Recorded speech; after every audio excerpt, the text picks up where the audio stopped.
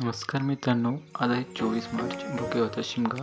तर सकाळी मी गाडीला अंघोळ घातली आणि मी स्वतःसुद्धा अंघोळ केली. अंघोळ केल्याच्यानंतर वरती मित्रांकडे गेलो. मित्रांच्या इथे बघू शकता सर्व निघाले आहेत. ते आम्ही सर्व गावदेवळामध्ये गेलो. गावदेवळामध्ये घेतले देवाचं दर्शन. देवाचं दर्शन घेऊन ठरलं पुढे होळीच्या इकडे जायचं. होळीच्या इकडे गेल्यावरती बघू शकता सर्व ग्रामस्थ मंडळी जमलेले आहेत. होळी देखील सोडली. बघू शकता गावातली होळी कशा प्रकारची असते. तर मस्तपैकी वाजत गाजत आणि आनंदाच्या वातावरणामध्ये होळी तोडली आहे. बघू शकता की ग्रामस्थ मंडळी जमले आहे तिथे. त्यानंतर मस्तपैकी इकडे पोरं नाचलेले कशी.